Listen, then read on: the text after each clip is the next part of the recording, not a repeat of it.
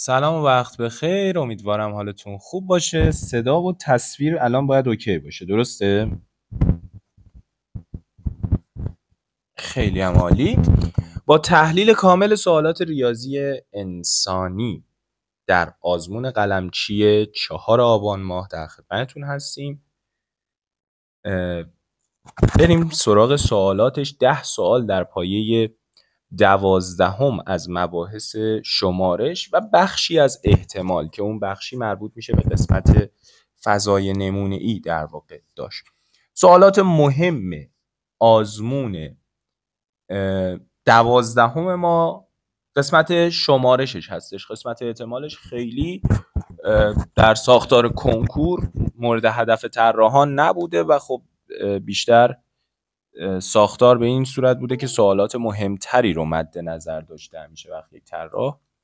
به همین علت هم خیلی قسمت فضای نمونه‌ای نباید چالش جدی رو برای شما در نظر چالش جدی رو براش در نظر بگیرید. شما در شکل زیر مسیرهای موجود بین شهرهای A, B, C و D می باشند. برای هر مسیر از مبدأ به مقصد 5 نوع وسیله وجود دارد.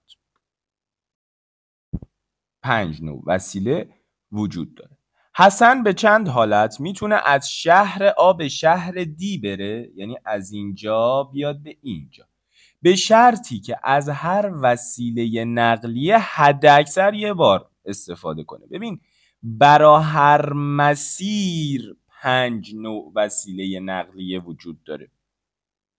خب من برم سراغ راه‌های موجود برای این که من از شهر آ برم به شهر دی.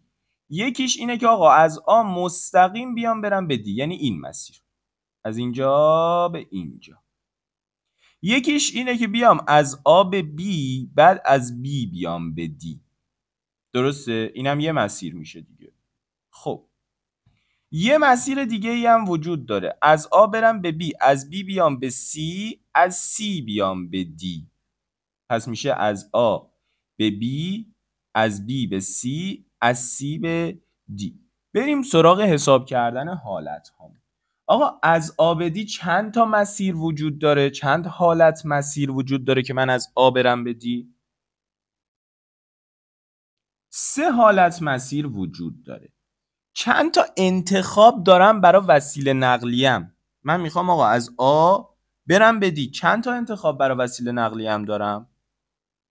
5 تا. 5 تا وسیله نقلیه دارم دیگه. خب پس من به 5 حالت مختلف با وسیله های نقلیه میتونم یه دونش رو انتخاب کنم برم. یعنی 5 حق انتخاب برای وسیله های نقلیه هم دارم که در کل اینجا میشه 15 حالت. یکیش وسیله های نقلیه، یکیش هم مسیرها. بریم سراغ بعدی. آقا از آ به بی چند مسیر وجود داره؟ از آ به بی چند مسیر وجود داره؟ یکی. چند تا ماشین یا وسیله نقلیه وجود داره که من تو این مسیر خرج کنم؟ چند حق انتخاب دارم؟ تو اینجا باز هم 5 تا حق انتخاب برای وسیله های نقلیه هم وجود داره دیگه. پس میشه آقا اینجا 5 تا، اینجا 5 تا. بعد از آ که رفتم به بی، باید از بی هم برم به دی. خب از بی به دی چند حالت مسیر وجود داره؟ 2 حالت مسیر وجود داره. چند تا وسیله نقلیه دارم که میتونم انتخابشون کنم؟ اینجا دیگه 5 تا نیست. اینجا دیگه 5 تا نیست. چرا 5 تا نیست؟ چون اینجا گفته از هر وسیله نقلیه حد اکثر یک بار استفاده کنه. آقا من بین هر مسیر 5 نوع وسیله نقلیه دارم. خب تو مسیر آ به بی یکی از این 5 تا رو استفاده کردم. پس تو مسیر بی به دی که دارم میرم برسم به مقصد یکیش سوخته دیگه. 4 نوع وسیله نقلیه دیگه برام باقی میمونه. پس میشه 1 ضرب در 5 ضرب در 2 ضرب در 4 که میشه 40 حالت. بریم سراغ بعدی. در بعدی میگه از آب بی، خب یکی 5 نوع وسیله هم برام وجود داره. از بی به سی 2 حالت مسیر وجود داره و باز 4 نوع وسیله باقی میمونه برام. و از سی به دی که 4 حالت مسیر وجود داره چند نوع وسیله باقی میمونه؟ احسن، 3 نوع وسیله باقی میمونه. 5 دوتا 10 تا، 4 4 تا 16 تا، 16 تا 3 تا 48 تا، 48 تا 10 تا 480 حالت توی مسیر سوم ما داریم. خب در کل مسیرهامون میشه جمع این حالت ها. 480 با 40 میشه 520، با 15 میشه 535 حالت جمع همه اینها. جواب گزینه 3 خواهد بود. سوالش سوال جالبی بود. اگر شما سوالی دارید وسیله ها رو متوجه نشدید، ببین یه بار دیگه من قسمت وسیله ها رو توضیح بدم. گفته من از هر مسیری که میخوام از مبدأ به مقصد برسم. ببین الان اینجا از آ به بی یک مسیره، از بی به دی یک مسیره. مبدأ من آه، مقصد من دیه. خب از هر مسیر من 5 نوع وسیله نقلیه دارم که استفاده کنم. بعد یه شرط گذاشته، گفته در هر مسیر از هر وسیله نقلیه حد اکثر یک بار استفاده بشه. خب من تو مسیر اول 5 نوع وسیله نقلیه دارم، یکیشونو برمیدارم دیگه. اینجا سهمیه استفاده از این یکی من سوخت. توی مسیر بعدی چند تا وسیله نقلیه دارم که استفاده کنم؟ 4 تا باقی میمونه. اینجا 5 نوع وسیله وجود داره، تو بعدیش چند تا باقی میمونه؟ 4 تا. تو بعدیش چند تا؟ 3 تا. به این ترتیب 3 نوع باقی میمونه دیگه، 3 نوع وسیله. اون 3 آخری برای همینه دیگه، 3 نوع وسیله. تو هر مسیر یه وسیله رو من مصرف میکنم، میسوزونم. تو مسیر بعدی دیگه حق استفاده از اون وجود نداره. اینم از این. سوال دوم، با ارقام 2 تا 9 چند عدد 8 رقمی بدون تکرار ارقام میتوان نوشت به طوری که در هیچ کدام از آنها 2 رقم متوالی فرد نباشند؟ ببین من یه 8 رقمی میخوام بسازم. بیاین ترجمهش کنیم. وقتی میگه 2 رقم متوالی فرد نباشند یعنی چی؟ آقا اینجا اگر فرد باشه دیگه بعدیش حق نداره، چون متوالی میشه دیگه. بعدیش متوالی میشه، پس بعدیش میشه زوج. آها، بعدیش باز میتونه چی باشه؟ میتونه فرد باشه، بعدیش زوج باشه. آقا چرا بعدیش رو زوج نذاشتی؟ بیا اینجا، ارقام من 2 3 4 5 تا 9. خب اگر بیام ارقام زوج و فردم رو جدا کنم، زوجهای من میشه 2 و 4 و 6 و 8. فردهای من میشه 3 و 5 و 7 و 9. خب این است ارقام زوج و فردم جدا شد. آخه اینجا به ما گفته فقط 2 رقم متوالی فرد نباشه، یعنی نمیتونه 2 رقم متوالی زوج باشه. اشکالی داره؟ نه اشکالی نداره، اما در روند حل سوالت به مشکل میخوری. ببین اگر تو 2 رقم متوالیت رو مثلا زوج بذاری، باز یه جوری شرایط پیش میره که مجبور بشی 2 رقم متوالیت رو هم فرد بذاری، چون در کل میخوایم یه عدد 8 رقمی بسازیم که از این 8 تا 4 تاش زوج باشه، 4 تاش فرد. اگه 2 رقم متوالیش زوج باشه 100% 2 رقم متوالیش هم باید فرد باشه. پس من انتخابی جز یکی در میون ندارم. فرد زوج، فرد زوج، فرد زوج، فرد زوج. آها اوکی، حل آقا، گرفتم. آقا یه سوال، نمیتونه شروع من با زوجها باشه؟ چرا عزیزم؟ میتونه با زوجها باشه. یعنی یه حالت دیگه ای هم داری به این ترتیب که زوج فرد، زوج فرد، زوج فرد، زوج فرد. آها، پس من دو حالت دارم. بعد دو حالت داریم. زوجهات رو با قرمز می نویسم. چند رقم فرده به طور کلی؟ چند رقم فرد دارم در بین 2 تا 9؟ تعداد ارقام فردم چند تاست؟ 4 تاست. درود بر شما. اینجا 4 تا. انتخاب برام باقی میمونه. خب اینجا یکیش مصرف میشه. ببین گفته بدون تکرار. یعنی چی؟ یعنی اینجا که یکی مصرف شد دیگه تو بعدی حق نداری بذاریش. پس چند تا تو بعدی میمونه؟ 3 تا میمونه. تو بعدیش چند تا میمونه؟ 2 تا و بعدیش هم یکی. 4 3 2 1 میشه 4 فاکتوریل. زوجها رو با سبز مینویسم. چند تا زوج داریم در کل؟ 4 تا. تو خونه بعدی 3 تا باقی میمونه. خونه بعدیش 2 تا، خونه بعدیش هم یکی. پس اینجا هم میشه 4 فاکتوریل. برای پایینی هم دقیقاً همینو داریم. 4 فاکتوریل در 4 فاکتوریل. آها، پس من دو حالتی دارم که یکیش 4 فاکتوریل در 4 فاکتوریل، دیگری هم 4 فاکتوریل در 4 فاکتوریل. این دو حالت رو اگر با هم جمع بزنم میشه 2 تا 4 فاکتوریل در 4 فاکتوریل. یه سیب با یه سیب میشه 2 تا سیب دیگه.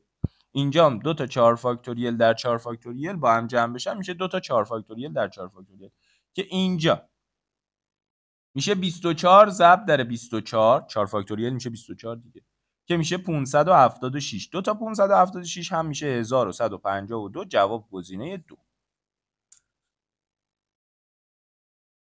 سلام، وقت شما هم بخیر. بریم سراغ سوال بعدی. با ارقام 1 تا 8 چند عدد 5 رقمی با ارقام تکراری میتوان ساخت که دو رقم آن زوج 3 رقم آن فرد باشه، به طوری که ارقام زوج کنار هم، ارقام فرد کنار هم قرار بگیرن؟ خب من فرد و زوج هام رو جدا میکنم. زوج های من میشن 2 و 4 و 6 و 8 تو ارقامم. فرد ها من میشن 1 و 3 و 5 و 7 و چیز دیگه هم نمیمونه دیگه. آره. خب چند رقم قرار زوج باشه؟ 2 رقم قرار زوج باشه. پس من حق انتخاب دارم. چند تا انتخاب؟ 2 تا انتخاب. از بین چند تا؟ از بین 4 تا. 2 تا انتخاب کنم از بین 4 تا. 2 رقم زوج رو بردارم. این ور چی؟ حق انتخاب دارم 3 رقم فرد از بین 4 رقم فرد. خب این حق انتخاب هم رو که نوشتم. حالا اینا قراره چه اتفاقی براشون بیفته؟ اینا قراره برن توی یه سری باکس. کنار هم قراره باشن دیگه. شما هر وقت گفت کنار هم ببرشون تو باکس. خب این جعبه های من. اینجا زوجها، اینجا هم فردها. برای زوج این 2 رقم کنار هم قرار میگیرن. برای فردها این 3 رقم کنار هم قرار میگیرن. بیرون باکس رو که نگاه میکنم، از بیرون هنوز باکس ها رو باز نکردم، میبینم 2 شیء وجود داره. 2 تا باکس وجود داره. خب 2 تا شیء میتونن جایگشت داشته باشن. 2 تا شیء به 2 فاکتوریل حالت جایگشت. میرم سراغ باکس اول، درش رو باز میکنم، میبینم 2 تا رقم کنار هم نشستن که متمایزن. پس در نتیجه به 2 فاکتوریل حالت اونها هم جایگشت دارن. میرم سراغ باکس بعدی. باکس بعدی 3 رقم وجود داره توش. این 3 رقم متمایزن، میتونه به 3 فاکتوریل حالت جایگشت داشته باشه. خب این از این. آقا این حق انتخابام هم هستا. انتخاب 2 از 4 میشه 6 تا. انتخاب 3 از 4 هم میشه 6 تا. آها 4 تا. پس آها یه ضرب 4 یه ضرب 6 که حق انتخابام هم باشه باید انجام بدم. 2 فاکتوریل در 2 فاکتوریل که میشه 4. 3 فاکتوریل هم که میشه 6. 4 6 تا 24 تا. 4 6 تا 24 تا. اینجا هم 4 6 تا 24 تا. 24 تا 24 تا هم که میشه 576 تا. جواب گزینه 1.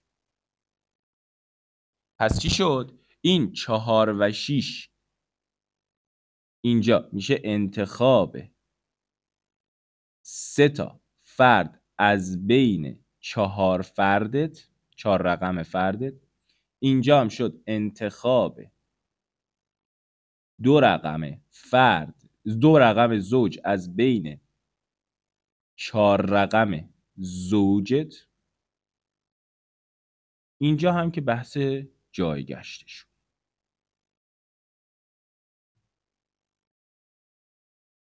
حق انتخاب براتون وجود داره اینجا، حواستون باشه. شما وقتی که 4 رقم دارید و میخواید 2 رقمشون رو بردارید بذارید تو خونه های زوج، حق انتخاب دارید. میتونیدم یه کار دیگه هم انجام بدید. چی کار؟ میشد بنویسم تو این خونه ها بگم آقا زوج هام 4 تا، تو خونه اول 4 تا حق انتخاب، خونه دوم 3 تا حق انتخاب. خب اینجا 4 تا، 3 تا، 2 تا، درسته؟ میشه 4 ضرب در 3 ضرب در 4 ضرب در 3 ضرب در 2. اینطوری هم میشد نوشت که در این صورت میشه 288. خب آخر کار چیکار کنم؟ این باکس ها هم خودشون به 2 فاکتوریل حالت جایگشت دارن، میشه 576 تا. این هم یه روش دویی میتونیم براش در نظر بگیریم. این روش 2 رو هم داریم، هر کدومش که براتون اوکی تره از نظرتون میتونید در نظرش بگیرید و باهاش حل کنید و تفاوتی هم با هم نداره. سوال 4 گفته مقدار n در معادله فلان کدام است. خب من میام الان این 15ی که از 15 فاکتوریل به اضافه 14 فاکتوریل فاکتور گرفته شده رو بهشون میدم. میشه 15 ضرب در 15 فاکتوریل علاوه 15 ضرب در 14 فاکتوریل. اگه موافق باشی ببین 15 ضرب در 14 فاکتوریل میشه 15 ضرب در 14 ضرب در 13 ضرب در 12 ضرب در 11 10 9 8 7 6 5 4 3 2 1. آها پس این همون 15 فاکتوریل دیگه. پس این میشه 15 فاکتوریل. حالا میام چیکار میکنم؟ میام از 15 فاکتوریل یه دونه فاکتور میگیرم. اگر از 15 فاکتوریل هم فاکتور بگیرم اینور میمونه 15، اینورم که میمونه 1 که برابر است با n علاوه 1 فاکتوریل. خیلی خوب آقا 15 علاوه 1 میشه 16. میشه 16 ضرب در 15 فاکتوریل مساوی است با n علاوه 1 فاکتوریل. 16 ضرب در 15 فاکتوریل هم که میشه 16 فاکتوریل. خب 16 فاکتوریل شده n علاوه 1 فاکتوریل. پس n علاوه 1 هم باید باشه 16. پس در نتیجه n هم باید باشه 15. جواب گزینه 3.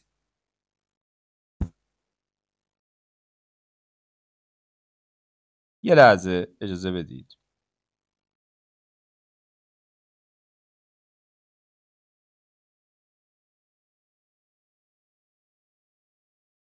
یه لحظه ببخشید. ببینید روند حل این سوال به چه شکل بود؟ به این شکل بود که یه 15 داره در این پرانتز ضرب میشه. خب من میام این ضرب رو انجام میدم. 15 ضرب در 15 فاکتوریل 15 ضرب در 15 فاکتوریل علاوه 15 ضرب در 14 فاکتوریل که 15 ضرب در 14 فاکتوریل میشه همون 15 فاکتوریل. حالا عامل مشترک من تو این جمع 15 فاکتوریله. میتونم از عامل مشترکم فاکتور بگیرم که میشه 15 فاکتوریل. فاکتور گرفته من از این طرف اگر از 15 فاکتوریل فاکتور بگیرم یه دونه 15 باقی میمونه. خب این 15 رو اینجا مینویسم. از این طرف هم یه دونه 1 باقی میمونه چون 15 فاکتوریل تقسیم بر 15 فاکتوریل میشه 1 دیگه. حالا بینشون جمع میکنمشون. 15 علاوه 1 میشه 16. میشه 16 ضرب در 15 فاکتوریل. خب 16 ضرب در 15 فاکتوریل هم که میشه 16 فاکتوریل. این برابر شده با n علاوه 1 فاکتوریل. فاکتوریل ها رو اگر در نظر نگیریم n علاوه 1 باید برابر باشه با 16. پس خود n برابر میشه با 15. علیکم السلام. خود n برابر میشه با 15. سوال 5 با حروف کلمه فلاورز چند جایگشت 7 حرفی میتوان ساخت؟ خب 7 حرف من میام این 7 تا جا رو براش در نظر میگیرم. خب که حرف O در وسط و دو حرف W و S در ابتدا و انتها قرار نگیرد. خب اگر قرار باشه W و S تو ابتدا و انتها نباشند، توی ابتدا و انتهای من میتونه F L E و R قرار بگیره. بر فرض مثال توی ابتدا یکی از این 4 تا میشینه، میشه 4 حالت. او هم که اینجا نشسته 1 حالت. خب یکی از اینا پرید، تو انتهام از این 3 تا باید یک کدوم بشینه، میشه 3 حالت. خب الان فرضاً مثلا F و L توی ابتدا و انتها نشستن، O در وسط. F L O چند تا دیگه باقی میمونه؟ 4 تا. هیچ محدودیتی برای خونه های دیگه هم ندارم، پس اینا میشن 4 3 2 1. آها 4 ضرب در 3 میشه 12، 4 3 2 1 هم که میشه 24، 12 ضرب در 24 هم که میشه 288. جواب گزینه 1. این هم از این تست پیچیده ای نبود واقعا، خیلی نرمال و روتین میشه گفت. یک مجموعه با n عضو شامل حروف ABC است. ببین وقتی که داره این حرفو میزنه یعنی این تعدادی از n عضو من این 3 تا حرفن. همه اعضام این 3 تا حرف نیستن، بخشی از اعضام این 3 تا حرفن. اگر این مجموعه دارای 21 زیر مجموعه 3 عضوی، خب 3 عضوی که میگه یعنی من 3 تا جا باید برای مجموعه هم در نظر بگیرم، شامل حرف آ. آها یکی از اینا که اصلا آ هست، ما دخل و تصرفی توش نمیتونیم داشته. اون دوتای دیگه گفته فاقد حروف بی و سی باشه، یعنی ما حق نداریم که بی و سی رو جزو انتخاب هامون در نظر بگیریم. مجموعه اون n عضوی من چند زیر مجموعه 2 عضوی داره. خب یه لحظه دقت کن، الان چند تا عضو از زیر مجموعه 3 عضویم باقی مونده که من باید بسازم، پیداشون کنم، در واقع انتخابشون کنم؟ 2 تا عضو باقی مونده. پس میام 2 تا عضو رو انتخاب میکنم از بین اعضایی که حق دارم انتخابشون کنم. آقا کدوم اعضا رو حق دارم انتخاب کنم؟ آ رو که انتخاب کردم. بی و سی رو هم اصلا حق ندارم انتخاب کنم، گفته نباید باشه. پس از این n عضو 3 عضو رو حق ندارم انتخاب کنم، میشه n منهای 3. این شده 21. خیلی خوب آقا اینو بازش میکنم. من گفتم به بچه‌هام، گفتم آقا همیشه وقت در سوالات انتخاب، در حل سوالات انتخاب شما میتونی این بالاییه رو به اندازه پایینی باز کنی، پایینی رو فاکتوریلش رو بنویسی. یعنی الان میگه n منهای 3، n منهای 3 رو به اندازه 2 تا که این پایینیه باز کن. خب میشه n منهای 3، بعدیش میشه n منهای 4، یه دونه کمتر، دوتاش باز شد. پایینم 2 فاکتوریل که میشه خود 2 برابر است با 21. یه طرف این وسطین n منهای 3 در n منهای 4 مساوی میشود با 42. 42 حاصل ضرب 2 عدد متوالی هست؟ بله هست. 6 7 میشه در واقع 7 6 تا 42 تا. پس این باید 7 باشه، این باید 6 باشه دیگه، چون 2 تا عدد متوالی هست. پس n منهای 3 من باید 7 باشه، پس خود n من برابر است با چی؟ خود n من برابر است با چند؟ 10. چون n منهای 3 بوده 7 دیگه، پس n من بوده 10. گفته مجموعه n عضوی من چند زیر مجموعه 2 عضوی داره. آقا ما چرا میتونید معادله رو حل کنید، مشکلی نداره، ولی خب مسیر محاسباتتون طولانی میشه. من همیشه اینجوری این معادلات رو حل میکنم، میگم آقا این 2 تا عدد متوالی هستند. خب آیا این عدد این طرف تساویم حاصل ضرب 2 عدد متوالی هست؟ بله هست. خب پس در نتیجه می نویسم و تطابقش میدم، وگرنه میتونید معادله رو حل کنید، فقط مسیر محاسباتتون طولانی میشه. گفته مجموعه n عضوی چند زیر مجموعه 2 عضوی داره. خب زیر مجموعه 2 عضوی یعنی 2 تا انتخاب از بین اعضا. تعداد اعضام هم 10 عضو بود دیگه، میشه انتخاب 2 از 10 که برابر میشود با 10 ضرب در 9 تقسیم بر 2 که میشه 9 5 تا 45.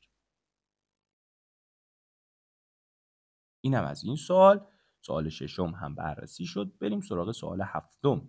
به چند حالت میتونیم از بین 10 دانش آموز کلاس دهم و 8 دانش آموز کلاس نهم یه گروه 3 نفره انتخاب کنیم، به طوری که حداقل 2 دانش آموز کلاس دهمی انتخاب بشه.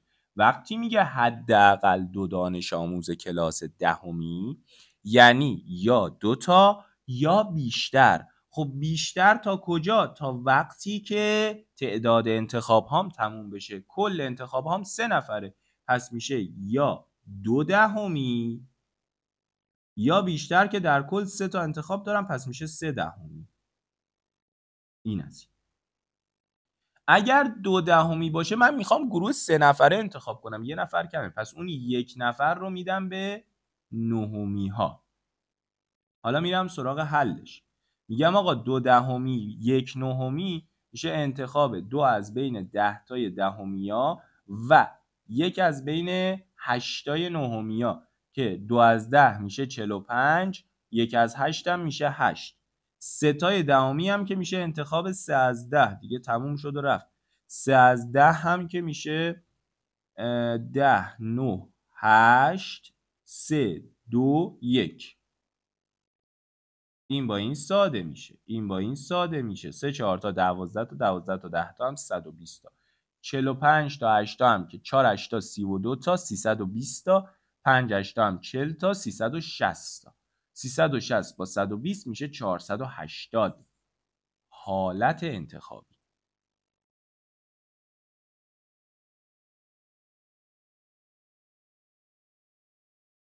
اگر سوالی دارید بفرمایید، اگر نه یه مثبت بذارید. بریم سراغ تست بعدیش.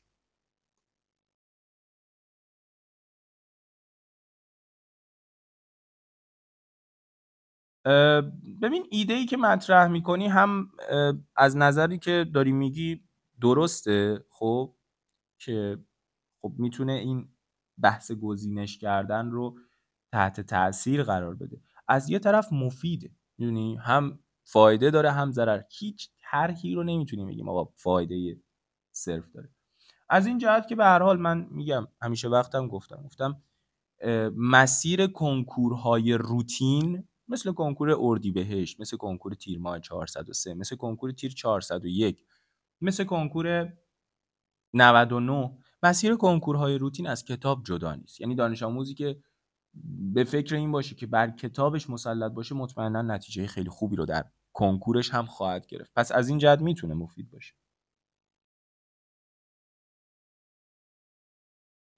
ما ضبط شده جلسات رو توی یوتیوب میذاریم. یه بار دیگه من توضیحش بدم. ببین گفته به چند حالت از بین 10 دانش آموز کلاس دهم و 8 دانش آموز کلاس نهم یه گروه 3 نفره میتونیم انتخاب کنیم، به طوری که حداقل 2 تا دانش آموز کلاس دهمی باشن. وقتی میگه حداقل یعنی کم کم، دست کم. یعنی از این عدد شروع کن که میگه 2، برو به سمت بیشترها، یا 2 تا یا بیشتر. کل انتخاب های من باید 3 نفر باشه، پس میشه یا 2 دهمی یا بیشتر که میشه 3 دهمی. دیگه بیشتر از این که نمیتونم، انتخابام 3 تاست. اگر قرار باشه در گروه 3 نفره من 2 دهمی باشد، 1 نهمی دیگه هم باید انتخاب کنم که گروه هم 3 نفر بشه. پس میشه انتخاب 2 از 10 ضرب در انتخاب 1 از 8 که میشه 360. انتخاب 3 دهمی هم که میشه 3 از 10 که مساوی است با 120. اینجا هم که یا داشت دیگه، یا 2 دهمی 1 نهمی یا 3 دهمی که اینا با هم جمع میشه 480. سوال هشتم. از بین 7 دانشجو که 2 نفر از اونها گواهینامه رانندگی دارن، میخواهیم 5 نفر را با یک ماشین به تحقیق علمی بفرستیم. در چند حالت هر دو فرد گواهینامه دار با هم به این تحقیق خواهند رفت و یکی از آنها رانندگی میکنه. تست مشابه الگوی کنکور 402 و 99، یعنی در واقع ترکیبی از اون دوتاست. تست خیلی خوبی هم هستش. اگر قرار باشه 2 نفر گواهی نامه دار برن تو این سفر، توی ماشین یک صندلی مهم وجود داره. اون صندلی مهم چه صندلیه؟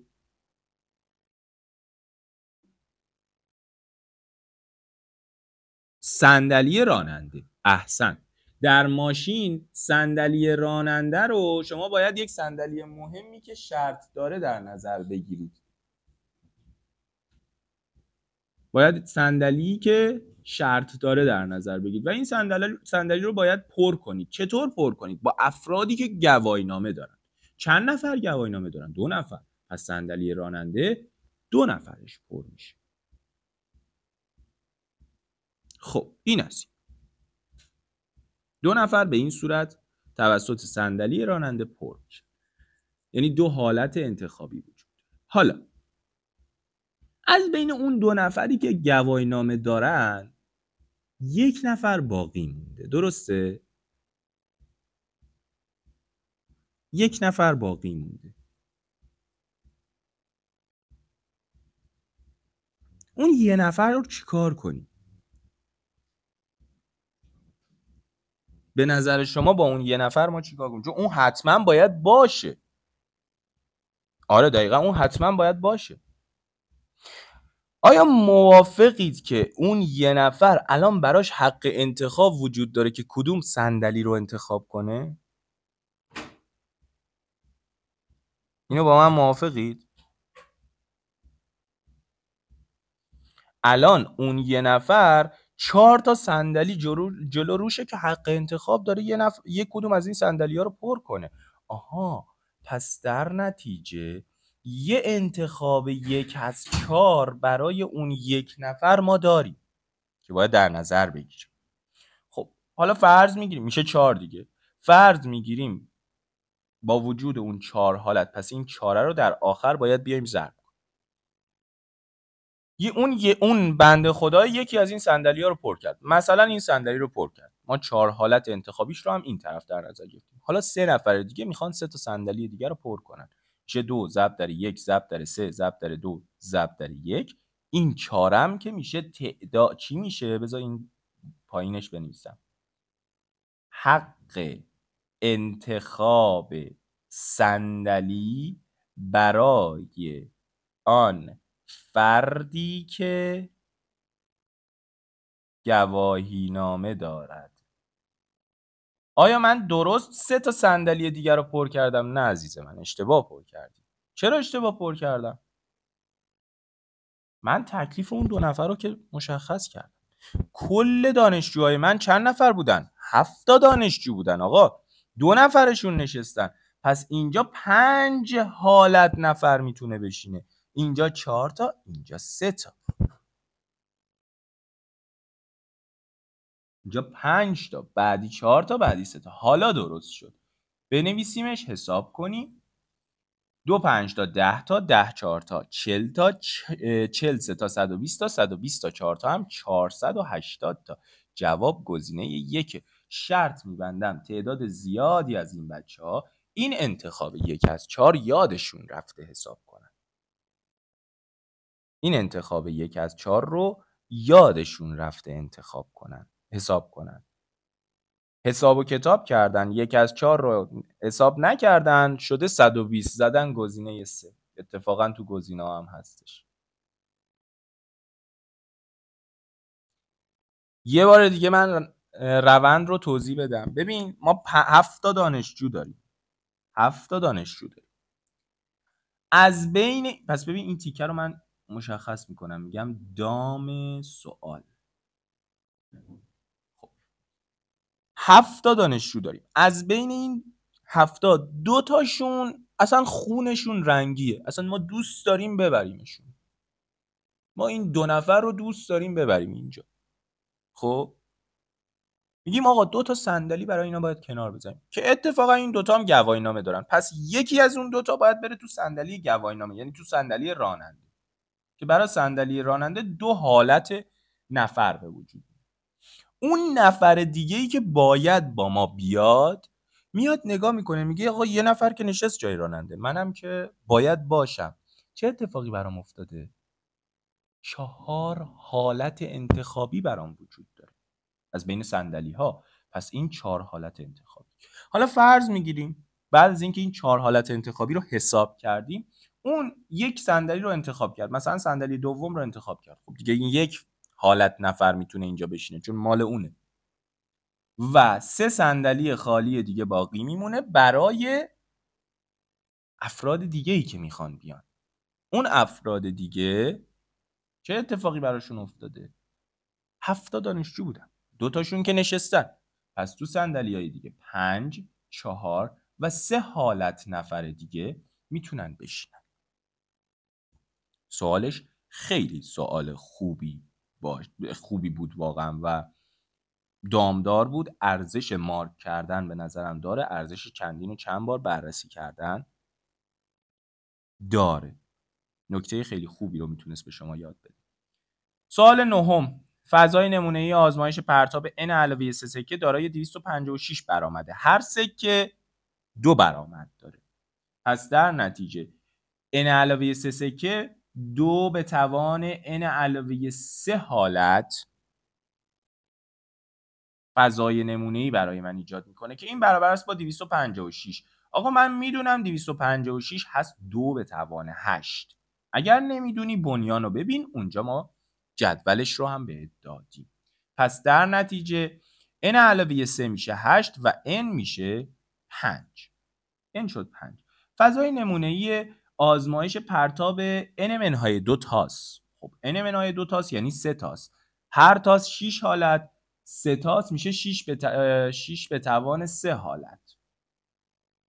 و n سکه هم که میشه 2 به توان n دیگه، یعنی 2 به توان 5 و اومده بینشون ضرب. 6 به توان 3 216، 2 به توان 5 32، 216 ضرب در 32 هم که میشه 6912. جواب گزینه 2. این هم از سوال نهم. یه حساب و کتاب بود صرفا، چیز اضافه ای نداشت. سوال بعدی با سوال قشنگیه. میگه 2 تاس قرمز و آبی رو پرتاب کردیم. اگر حاصل ضرب 2 عدد رو شده مضرب 12، ببین نگفته 12 باشه، گفته مضرب 12 باشه. مضرب 12 تا یکی 12 تا 12 تا 2 تا 24 تا 12 تا 3 تا 36 تا. این مضاربی هستن که در تاس میتونن مضرب 12 باشن. پس 12 24 و 36 حالت هایی که برای من ایجاد میکنه چیه؟ آقا 3 و 4، 4 و 3، 2 و 6، 6 و 2 در پرتاب 2 تاست میتونن 12 بشه حاصل ضربشون. بعد 4 و 6، 6 و 4 میتونه 24 بشه، 6 و 6 هم میتونه 36 بشه. پس 7 حالت وجود داره که مضرب 12 باشه. اگر یکی از این 7 حالت رخ بده، یک تاس مشکی یعنی یه تاس 6 حالته میندازیم. مثلا اینجا رنگا مهم نیستش، یه تاس 6 حالته میندازیم. خب پس در قسمت اول ما 7 حالت وجود داره برامون که احتمال داره رخ بده، یعنی فضای نمونه ایمون میشه 7 و بعدش میایم یه تاس میندازیم که 6 حالت داره، در کل میشه 42 حالت. خب این حالت اولمون. در غیر این صورت یعنی حالت دوم. یعنی چی؟ یعنی مضرب 12 نباشه. آقا در پرتاب 2 تا 36 حالت ممکنه رخ بده، 7 حالتش مضرب 12. پس در نتیجه 29 حالت باقی میمونه که مضرب 12 نیست. 2 سکه پرتاب میکنیم، هر سکه 2 حالت فضای نمونه ایجاد میکنه. پس 2 سکه میشه 4 حالت. 29 ضرب در 4 میشه 116. فضای نمونه این آزمایش در کل چند حالت داره؟ یا حالت 1 رخ میده یا حالت 2، یعنی 116 علاوه 42 که میشه 8 5 1 158. جواب گزینه 3. جواب گزینه 3 خواهد بود. پس ما دو حالت داشتیم. حالت اول این بود که در پرتاب دو تاس حاصل ضرب دو تاس رو شده بشه مضرب 12. حاصل ضرب دو تاس رو شده بشه مضرب 12 یعنی یا 12 بشه یا 24 بشه یا 36.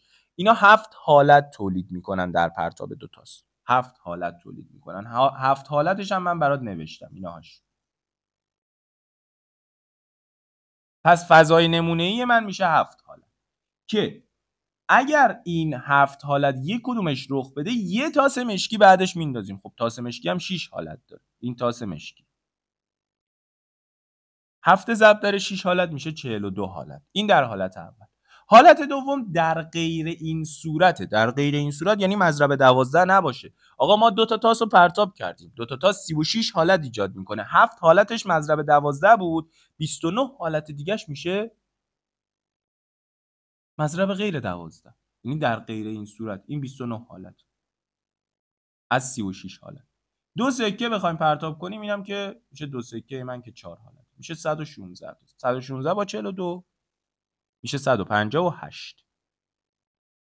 سوال 9 محاسبات انوشه صرفاً محاسباتی. ببین گفته من n علاوه 3 سکه رو انداختم 256 تا برآمد داره. پس میشه 2 به توان n علاوه 3 256. 2 به توان n علاوه 3 مساوی است با 2 به توان 8. 256 میشه 2 به توان 8. پس n علاوه 3 من باید بشه 8. پس خود n من باید بشه 5 دیگه. حالا بعدش جایگذاری می‌کنم. این است. حالا بریم سراغ سوالات دهم. سوالات دهم ما سوالاتی هستند که مربوط به معادله هستند و معادلات گویا هم هستند. سوالات بسیار بسیار خوبی داشت. در سطح نرمالی بودند و هیچ مشکلی هم نداشتند. ما برای حل سوالات معادلات گویا در قدم اول باید کمی میم مخرج ها رو در نظر بگیریم. مخرج من 1، مخرج من x منهای 2 در 2x علاوه 3 و اینجا x منهای 2. اگر کمی میم گرفتن مخارج رو بلد نیستید باید برید بنیان ببینید. الان اینجا کمی میم مخرج های من میشه x منهای 2 در 2x علاوه 3. این x منهای 2 در 2x علاوه 3 رو در تک تک عباراتم باید ضرب کنم. عبارت اول هست 3x2 علاوه 2 به روی x منهای 2 در 2x علاوه 3 منهای 1 مساوی است با 2 به روی x منهای 2. اگر در عبارت اول ضرب کنم خب این در صورت ضرب میشه دیگه، با کل مخرج ساده میشه و فقط صورت باقی میمونه که 3x2 علاوه 2 هستش.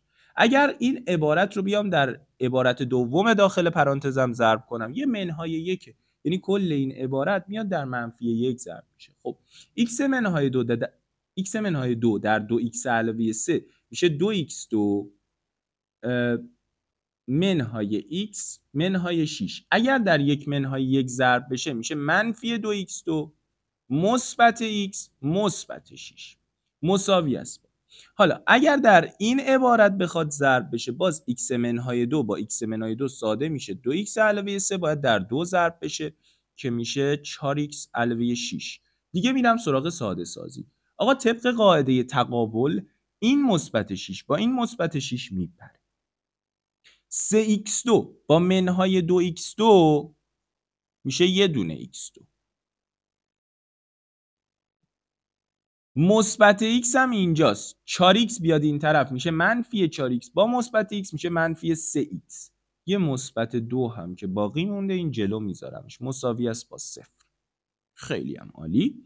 حالا من میدانم که این معادله رو باید حل کنم. چندین روش برای حلش دارم. تجزیه میتونم بکنم، دلتا میتونم بزنم، اما یه کار خیلی خیلی ساده تر میتونم بکنم. مجموع ضرایب این معادله من میشه 0. اگر مجموع ضرایب معادلات شما 0 شود یکی از ریشه ها 1 است، دیگری سی من اینجا 2 آی من 1 که میشه 2. خب این است. پس ریشه های من شدن 1 و 2. ریشه های من شدن 1 و 2. اما در معادلات گویا یک گام بسیار مهم وجود داره و اون هم چک کردن ریشه هاست.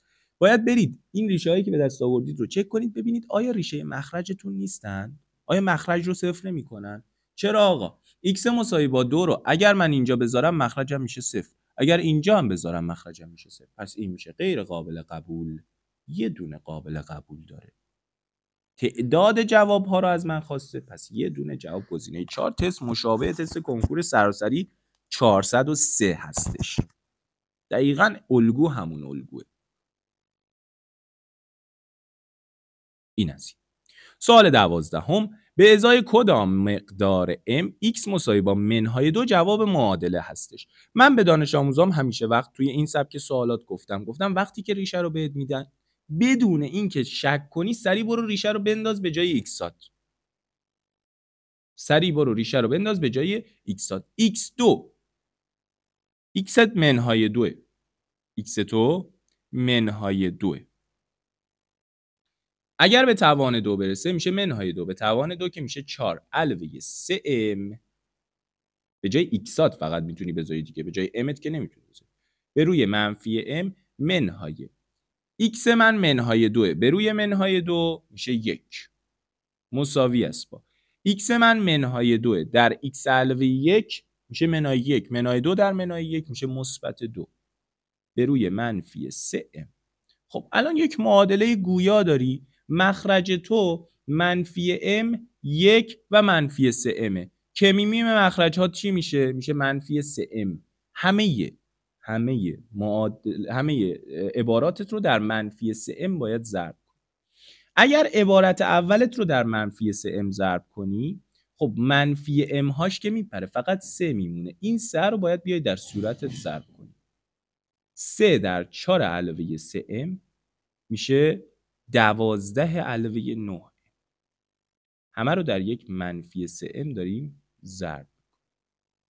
اینجا میشه 12 علاوه 9. بعدیش منفی 1 در منفی 3m میشه مثبت 3. منفی 3m با منفی 3m میپره، تو بعدی فقط 2 میمونه. آها 12 باشه بیاد این طرف میشه منفی 12 با 2 میشه منفی 10. 9m با 3m هم که میشه 12m. خب پاسخ نهایی من میشه منفی 10 به روی 12 که ما میدونیم در ریاضیات کسر ساده نشده رو دوست نداریم، پس کسر رو ساده تر میکنیم، بر 2 بخش پذیره میشه منفی 5 ششم. جواب میشه گزینه 2. اینم از این سوالش باز هم سوال ساده‌ای بود، مشابه الگوهای کنکورهای سراسری چند سال اخیر هم بود. سوال 13 ما نمونه تدریس شده این مبحث رو براتون توی کانال گذاشتیم، امیدوارم که ازش استفاده کرده باشید. خب سوالش هم سوالی بود که نمونه مشابهش رو اتفاقا توی همون ویدیو حل کرده بودیم. گفته که استخری توسط 2 شیر آ و بی پر میشه. شیر آ 3 ساعت زودتر از شیر بی استخر رو پر میکنه و اگر هر 2 شیر با هم باز باشن استخر در 2 ساعت پر میشه. هر 2 شیر رو باز میکنیم و پس از 1 ساعت شیر آ خراب میشه. مابقی استخر توسط شیر بی در چند دقیقه پر خواهد شد. بچه یه لحظه من یه کار کوچیک برام پیش اومده، صدام میزنن، الان میام. بریم سراغ ادامه حل سوال. ببین گفته استخر توسط 2 تا شیر پر میشه. شیر آ 3 ساعت از شیر بی زودتر استخر رو پر میکنه. یعنی اگر ما بیایم شیر بی رو x ساعت زمان پر کردن استخر رو براش در نظر بگیریم، شیر آ در 3 ساعت زودتر، یعنی 3 ساعت کمتر در واقع، از شیر بی استخر رو پر میکنه. اگر هر 2 شیر هم با هم باز باشن در 2 ساعت کلا استخر پر میشه.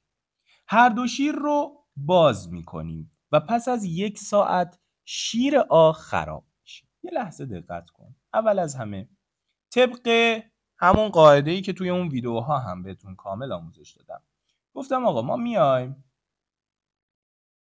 همیشه وقت یادتون باشه، بذار اصلا مدلش رو بگم اینجا که یادمون هم باشه، به دردمون هم میخوره. اینجا میگیم آقا 1 به روی مدت زمان همکاری در تیپ مسائل همکاری مساوی است با 1 به روی زمان آ علاوه 1 به روی زمان B. ما از این قاعده استفاده میکنیم. خب الان مدت زمان همکاری من 2 ساعت. 1 به روی 2 ساعت مساوی است با 1 به روی مدت زمان آ که x منهای 3 هستش علاوه 1 به روی مدت زمان B که x هستش. آقا یه مخرج مشترک یا یه کمیمیم باید در نظر بگیریم که میشه 2x در x منهای 3. مخرج‌های من کمیمیمشون این عبارت هستن. تک تک عبارات رو در این ضرب میکنیم. خب اگر 2x در x منهای 3 رو در این عبارت در مخرج این عبارت ضرب کنیم دوها با هم میپرن و چی میمونه؟ 1 میمونه که در x در x منهای 3 ضرب میشه که میشه x2 منهای 3x مساوی است با 2x در x منهای 3 در 1 به روی x منهای 3 باید ضرب بشه. خب که اگر اینجا ضرب بشه x منهای 3 ها میپرن و در این صورت 2x در 1 ضرب میشه که اینجا هم چیزی که برای من باقی میمونه 2x خواهد بود. اینجا هم چیزی که باقی خواهد موند 2x وقتی که در 1 ضرب میشه. و اگر در بعدی ضرب کنیم x ها میپرن و 2 در x منهای 3 در 1 ضرب میشه که میشه 2x منهای 6. خب این است. آره دیگه میشه 2x منهای 6. کاملا اوکی. اینجا میشه 4x. بره اون طرف میشه منفی 4x با منفی 3x میشه منفی 7x. منهای 6 هم بیاد این طرف میشه مثبت 6 مساوی است با 0. معادله رو میخوام حل کنم. نگاه میکنم باز میبینم مجموع ضرایبم 0 میشه. خب وقتی مجموع ضرایب 0 بشه یا x 1 یا x 6 یعنی CAOM. خب الان اگر x تو 1 باشه xb بود دیگه. آیتو میشه منفی 2. مگه زمان میتونه منفی باشه؟ نه نمیتونه. پس این غیر قابل قبوله. 6 که قابل قبوله. حالا بریم سراغ حل سوال.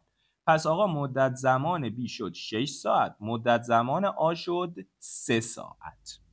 چون 3 ساعت زودتر حل میکنه دیگه. پر میکنه. پس میشه 3 ساعت. میگه آقا ما هر دو شیر رو با هم باز کردیم.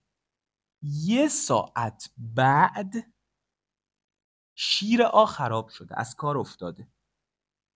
کل استخر تو چند ساعت بچه ها پر میشد؟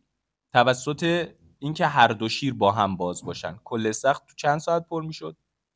تو 2 ساعت. وقتی که 1 ساعت 2 شیر با هم باز باشن چقدر از استخر پر میشه؟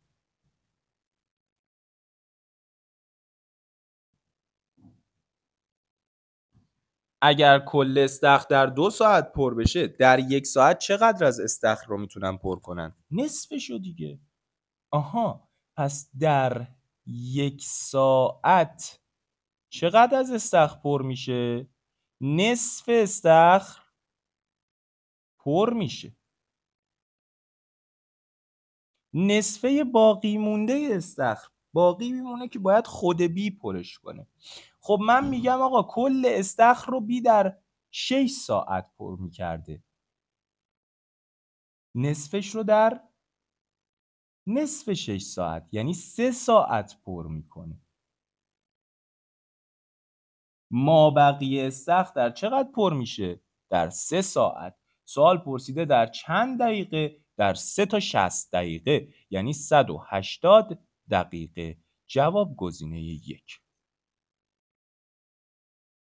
جواب گزینه 1. این از این تست. بریم سراغ تست 14. محمد کاری رو در مدت 6 ساعت انجام میده. علی همون کار رو در مدت 12 ساعت انجام میده. من قسمت آخرش رو یه بار دیگه اینو توضیح بدم. ببین گفته آقا 1 ساعت شیر آ و بی با هم بازن. این شیر آ و بی در 2 ساعت کل استخر رو پر میکنن. خب اگر در 1 ساعت بخوان بخشی از استخر رو پر کنن نصفی از استخر پر میشه دیگه. چون نصف مدت زمان پر کردن رو این دو شیر باز بودن. نصفه باقی مونده استخر رو میخواد شیر بی پر کنه. شیر بی کل استخر رو در 6 ساعت پر میکرده به تنهایی. الان نصف استخره پس در 3 ساعت میتونه کل استخر رو پر کنه. سوال گفته آقا مابقی استخر توسط شیر بی در چند دقیقه پر میشه؟ در 3 ساعت یا 180 دقیقه. محمد کاری رو در مدت 6 ساعت انجام میده. علی همون کار رو 12 ساعت انجام میده. نفر سومی به اونا اضافه میشه، همون کار رو در مدت 30 ساعت انجام میده. خیلی خوب. پس علی 6 ساعت، محمد 6 ساعت، محمد 6 ساعت، علی 12 ساعت.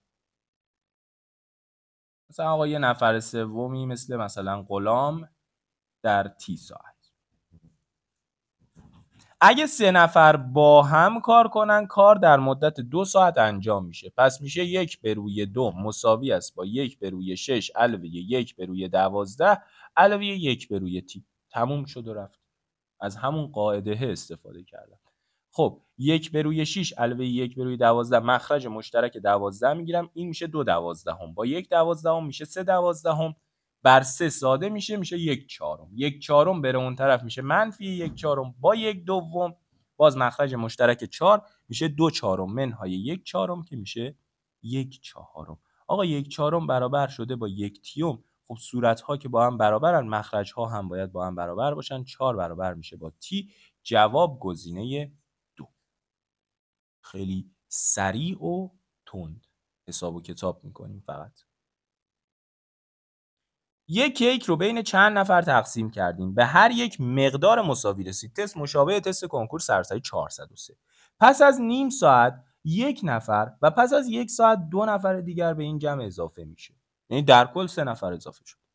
سپس دوباره یک کیک مشابه کیک اول رو بین اونها به طور مساوی تقسیم کرد. آقا در حالت اول اگر تعداد افراد رو n در نظر بگیریم، به هر نفر قبول داری 1 انوم میرسه؟ سهم هر نفر، سهم اولیه هر نفر 1 انومه. اینو قبول داری؟ مثلا اگه 2 نفر باشن به هر نفر 1/2 از کیک میرسه. اگر 3 نفر باشن به هر نفر 1/3 از کیک میرسه. درسته؟ اگر n نفر باشن به هر نفر 1 انوم از کیک میرسه. خب این از این. بریم سراغ سهم ثانویه یا حالت ثانویه من. حالت ثانویه من تعداد افرادم 3 نفر بهشون اضافه شده، اما کیک همون کیکه. پس سهم هر فرد میشه 1/n-3.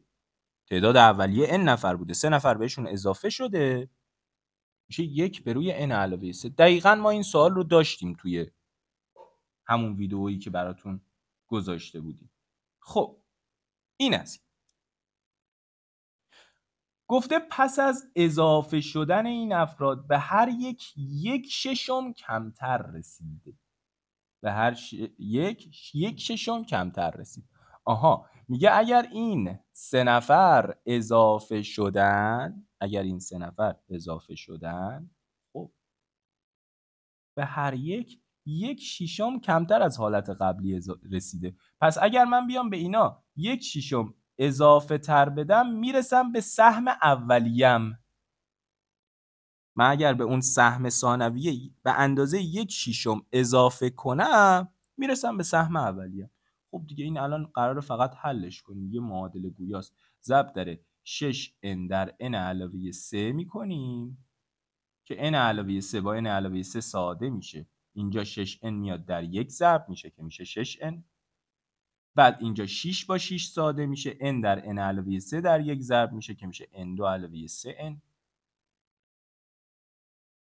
چرا؟ میشه از اولیه کم کرد انوشه، هیچ فرقی نمیکنه. اگر از اولیه هم کم کنی به اینجوری میشه دیگه. 1/n-3 مساوی است با 1 انوم منهای 1/6. خب من الان اگه منفی 1/6 رو بردارم بیارم این طرف، چه همون مثبت 1/6 دیگه، هیچ فرقی نمیکنه. همون چیزی که من نوشتم میشه.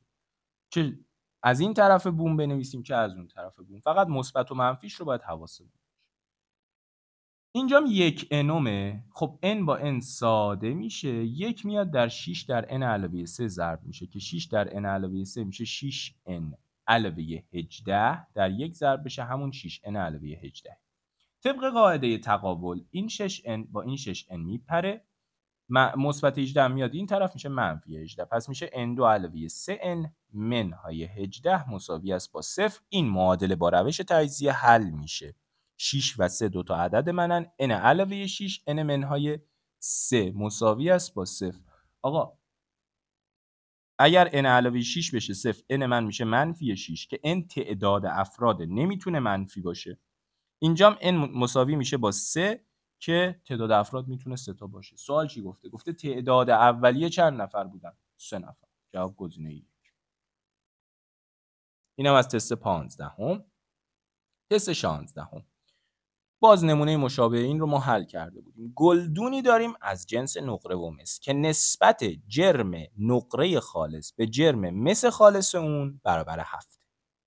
ببین اگر من جرم مس رو x در نظر بگیرم، نقره 7 برابر اونه، یعنی 7x که نسبتشون شده 7. این از این. پس کل گلدون وزنش چقدر بوده؟ مجموع مس و نقره دیگه، یعنی 8x. اگر گلدون رو ذوب کنیم و به آن 100 گرم نقره اضافه کنیم، خب گلدان جدید من چنین شرایطی براش به وجود میاد که مسش که همون x، یعنی مسش که اضافه نشده، اما نقرهش که 7x بوده 100 گرم بهش اضافه شده. پس وزن جدیدش میشه مجموع این دوتا که 7x با x میشه 8x علاوه همون 100 گرم. جرم گلدان به این صورت میشه که 90% از جرم گلدان نقره خالصه. یعنی نسبت 7x علاوه 100 یعنی نقره ها به 8x علاوه 100 که کل گلدونه باید بشه 90%. نسبتش باید بشه 90%، یعنی 9 دهم. خب یک طرف این وسطه این میکنیم 10 تا 7x علاوه 100 میشه 70x علاوه 1000. 9 تا 8x علاوه 100 9 8 هم میشه 72 تا x علاوه 900. خب 70x بیاد این طرف میشه منفی 70x با 72x میشه 2x. 900 هم بیاد این طرف میشه منفی 900 با 1000 میشه 100. x من میشه 100 دوم که میشه 50. x شد 50. جرم نقره در گلدان جدید رو میخواد. آقا نقره در گلدون جدید اینجاست. xش 50. 7 تا 50 تا 350 تا علاوه 100 میشه 450. حالا مثلا گرم که جواب میشه گزینه 3. اینم از تست 16. ما 4 سوال از کاربرد معادلات گویا داشتیم تو این آزمون و خیلی جالب بود، ارزشمند بود که کاربرد معادلات گویا رو به خوبی یاد بگیریم. مجموع ریشه های معادله فلان کدام است؟ خب باز کاری که اینجا نیاز انجام بدیم اینه که یه کمی میم مخرج بگیریم که 3 در x منهای 2 در x علاوه 2 میشه کمی میم مخرج های من. اگر تک تک این عبارات رو بیایم در 3 در x منهای 2 در x علاوه 2 ضرب کنیم، خب برای اولی x علاوه 2ش میپره و 3 در x منهای 2 یعنی این دوتا میان در این ضرب میشن. خب 3 در x منهای 2 که میشه 3x منهای 6 اگر در 2x منهای 1 ضرب بشه میشه 6x2 منهای 15x مثبت 6. این از اولیش. پس میشه 6x2 منهای 15x مثبت 6. نه راه حل ساده تری نیست براشون. باید حل کنید، باید محاسبه کنید و راه در رویی هم وجود نداره. چی کار کنیم که سریعتر بتونیم حل کنیم؟ زیاد تمرین کنید. نمونه سوال زیاد تمرین کنید دستتون توش سریع بشه. وگرنه هیچ راه حل سریعتری براشون وجود نداره. حذف کردنش هم کار احمقانه ای از نظر من. چرا کار احمقانه ایه؟ چون تیپ سوالاتش کاملا مشخصه. پیچیده تر از این چیزا رو نمیتونن بهتون بدن. یعنی با وجود اینکه وقت گیره قابل پاسخه، حیف از دستشون بدی. خب بریم سراغ بعدی. 3 در x منهای 2 در x علاوه 2 قرار در این عبارت ضرب بشه که این عبارت مخرج x منهای 2ش میپره دیگه، یعنی 3 در x علاوه 2 میاد در x منهای 3 ضرب میشه که خب 3 در x علاوه 2 در x منهای 3 x علاوه 2 در x منهای 3 میشه x2 منهای x منهای 6 که 3 برابر بشه میشه 3x2. آره دیگه 3 در، البته که یه منفی هم پشتشه، این منفی رو هم باید لحاظ کنیم. منفی 3 در x2 منهای x منهای 6 که میشه منفی 3x2 مثبت 3x مثبت 18. پس اینجا میام مینویسم منفی 3x2 مثبت 3x مثبت 18 مساوی است با 2/3 میخواد در این عبارت ضرب بشه. خب این بار 3 با 3 میپره، x منهای 2 در x علاوه 2 هم که میشه x2 منهای 4 در 2 ضرب بشه میشه 2x2 منهای 8. بعد از اینکه همه اینها رو ساده سازیش رو انجام دادیم دیگه کار تمومه. 6x2 منهای 3x2 میشه 3x2. این 2x2 هم پاشه بیاد این طرف میشه منفی 2x2 با 3x2 میشه یه دونه x2. منفی 15x با مثبت 3x میشه منفی 12x. مثبت 6 هم با مثبت 18 میشه مثبت 24. منفی 8 باشه بیاد این طرف میشه مثبت 32 مساوی است با 0. مجموع ریشه ها رو خواسته. s مساوی است با منفی b یعنی منفی 12 یکم که میشه 12. جواب گزینه 4. جواب سوال قبل شد 450، اینجا هم شد 4 یعنی 12. اینم از این سوال. 3 سوال آخر آزمون گفته اگر رابطه روبروی تابع باشه حاصل کادو علاوه 2A2 رو برو حساب کن. چشم. اگر قرار باشه یک رابطه تابع باشه باید به ازای ورودی های مشترک خروجی های مشترک هم به من بده، یعنی A2 منهای A منهای 2 باید برابر باشه با 0. اگر A2 منهای A منهای 2 برابر بود با 0، خب من میدونم مجموع، الان ببین مجموع ضرایبم 0 نمیشه، اما مجموع اولی با آخری میشه دقیقاً وسطی. 1 با منهای 2 میشه همین منفیه، یکی که اینجاست. پس اینجا یکی از ریشه های من منفی 1، دیگری منفی 3A یعنی منفی 2 یکمه که میشه 2. هر وقت در یک سوالی 2 ریشه به دست آوردید که جواب شما ربطی به این 2 ریشه نداشت، یعنی در واقع مستقیم سوال در مورد این 2 ریشه از شما نپرسیده بود، هر وقت 2 ریشه به دست آوردید که جزوی از سوال بود حتما اون 2 ریشه رو برید چک کنید ببینید کدومش قابل قبوله. الان اینجا اگر من منهای 1 بذارم اتفاقی که اینجا میفته چیه؟ اینجا میشه منفی 1. خب در این صورت کادوی من باید برابر باشه با 5. چرا؟ چون اینم با این برابر میشه. پس اگر A مساوی با منهای 1 باشه کادوی من میشه 5.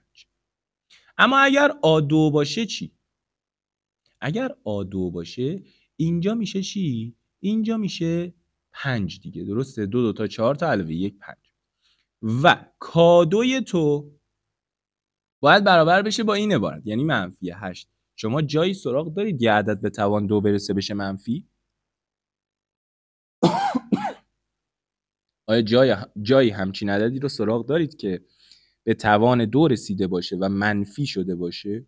همچین عددی اصلا وجود نداره. پس A نمیتونه 2 باشه، A باید منفی 1 باشه. خیلی خوب، حالا که A منفی 1 کادو شده 5، سوالم از من حاصل کادو علاوه 2A2 رو میخواد. خب کادو که 5 علاوه 2 تا منفی 1 به توان 2 که میشه 1. خب 2 یکی هم که میشه 2 تا 5 علاوه 2 میشه 7. جواب گزینه 2. این هم از سوال 18. سوال 19 هم. اگر رابطه مقابل تابع باشه حاصل x y z کدام است؟ سوال یه مقداری اومده کار رو سخت کرده، اصلا یه جورایی از بیدلیل شلوغش کرده. یعنی از اون سبک سوالاتیه که به نظر من به درد نخورن، زیادی شلوغ بلوغن. اما خب تابع فرم پیکانی داره. من میدونم در فرم پیکانی از هر ورودی باید یک خروجی خارج بشه، یعنی یک پیکان خارج بشه. اگر دو پیکان خارج شد این دو پیکان باید با هم برابر باشن، یعنی 3x2 علاوه 10 باید برابر باشه با 17x که خب همه رو میارم یه طرف میشه 3x2 منهای 17x علاوه 10. شما راهی که برای حل این سوال در حال حاضر دارید روش دلتاست، اما میتونید از آسی هم بهره مند بشید. آسی چیه؟ آسی اینه که شما این ضریب پشت x2 که آ رو وردارید در 30 ضرب کنید. در این صورت من 3 رو ور میدارم در 10 ضرب میکنم، خب 3 برداشته شد میشه x2 منهای 17x علاوه 3 دهتا میشه 30 تا. یک معادله جدید میسازید. این معادله آیا قابلیت تجزیه داره؟ بله داره. x منهای 15 x منهای 2. خب ریشه های این معادله رو به دست بیار. میشه x مساوی با 15 x مساوی با 2. شما ریشه های این معادلتون رو به دست آورید. حالا این ریشه ها چه ربطی به این ریشه ها دارن؟ اگر ریشه های معادله پایین، یعنی اینا، تقسیم کنی بر همون ضریب x2 ریشه های معادله بالات به دست میاد. یعنی 15 رو تقسیم کن بر 3 که میشه 5، 2 رو تقسیم کن بر 3 که میشه 2/3. x های تو به دست میاد. x های این معادلت به دست میاد به این ترتیب. خب این از این x یا 5 یا 2/3. ما گفتیم چی؟ ما گفتیم آقا وقتی که دو ریشه داری باید بری دو ریشه تو چک کنی. حالا فعلا وایسا. یه حالت دیگه ای هم باز مشابه وجود داره که این پایینه. ببین اینجا این دوتا هم باید با هم برابر باشن، یعنی z علاوه 1 دوم باید برابر باشه با 3z منهای 1 پنجم تا اصلا تابع باشه این رابطه. طرف این وسطین میکنیم میشه 5z علاوه 5 2 هم در 3z منهای 1 ضرب میشه 6z منهای 2 که از اینجا 5z بیاد این طرف میشه منفی 5z با 6z میشه یه دونه z منهای 2 بره اون طرف میشه مثبت 2 با 5 میشه 7. زد من میشه 7 که اگر زد علاوه 1 دوم رو در نظر بگیری میشه 4. اینجا هم میشه 4. خروجی 3x میشه 4 و خروجی x دو منهای 10 میشه چه عددی؟ حالا بستگی داره به این که x تون کدوم باشه. بیایم بریم بررسی کنیم. فرض کنیم x 5 باشه. اگر x 5 باشه اینجا میشه 5 به توان 2 یعنی 25 منهای 10 که میشه 15. میشه 15. اینجا هم میشه 15. ورودی ها مشترک شدن. پس خروجی های شما هم باید قطعا مشترک بشن، یعنی باید همشون 4 بشه. آیا 17 تا 5 تا میشه 4؟ x تو 5 در نظر گرفتی دیگه. نه آقا نمیشه 4. پس در نتیجه به ازای 5 تابع برقرار نیست، به ازای 2/3 برقرار. چرا؟ چون این یه مقدار میشه، اینم یه مقدار جدا. در این صورت خروجی هاشون هم میتونن متفاوت باشن. کار ما راحت میشه. پس x مساوی میشه با 2/3. به ازای x مساوی با 2/3 ما رابطه رو داریم. حالا زدم که شد 7. 3x یعنی 3 تا 2/3 3 تا 2/3 میشه 2 دیگه. زد منهای 5 یعنی 7 منهای 5 هم میشه 2. باز ورودی ها این پایین به ازای x مساوی با 2/3 مشترک شدن. پس خروجی هامون هم باید مشترک بشن، یعنی y دوم منهای 2 باید برابر بشه با خروجی 3x هم که 4 بوده. منهای 2 میره اون طرف میشه مثبت 2 با 4 میشه 6. y دوم هم شد 6. پس y هم میشه 12. سوال از من چی میخواد؟ سوال از من x z و y رو حاصل ضربش رو میخواد، یعنی 2/3 ضرب در y که 12 ضرب در z که 7. این با این ساده میشه 4 2 4 تا هم 8 تا 8 7 تا هم 56 تا. جواب گزینه آره دیگه 2. سوال 19 و سوال آخر سوال 20 هستش. گفته که رابطه فلان یه تابع حاصل f منهای 3 با f3 رو به دست بیار. سوال خیلی خوبیه، خیلی مشابه با الگوهای کنکورهای سراسری و به نظرم ارزش بررسی رو داره. اینجا اگر ورودی 3 باشه خروجی ها هم باید عین هم باشن، یعنی M2 باید برابر باشه با M علاوه 2 که در این صورت M2 شما منهای M منهای 2 میشه 0 که باز چون مجموع اولی و آخری میشه وسطی Mت یا -1 یا -2 که میشه 2. گفتم دیگه آقا 1000 بار ما اینو گفتم، وقتی 2 تا ریشه دارید برو چک کن حتما. الان اگر منهای 1 رو اینجا بندازم میشه 3 و 1 2 و 1 منهای 3 و منهای 1 منهای 2 و منهای 1 3 و 1 منهای 1 و 4. همه چی اوکیه اینجا، همه چی اوکی. اما اگر 2 بذارم اینجا میشه 2. خب 2 و 4 اینجا داریم 2 و 1 تابع نیست. 2 و 4 و 2 و 1 که نمیتونن تابع باشن، پس M میشه منهای 1، یعنی این تابع منه. خب سوال چی گفته؟ گفته حاصل F3 یعنی F به ازای ورودی 3. آقا به ازای ورودی 3 من چه خروجی گرفتم؟ شما بگید. به ازای ورودی 3 من چه خروجی گرفتم؟ به ازای ورودی 3 چه خروجی ما گرفتیم؟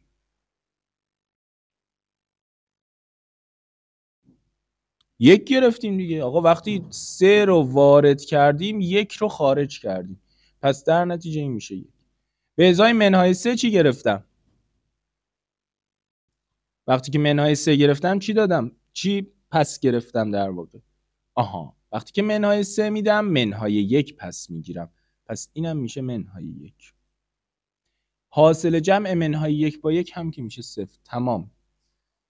20 سوال آزمون 4 آبان قلمچیتونم تحلیل شد.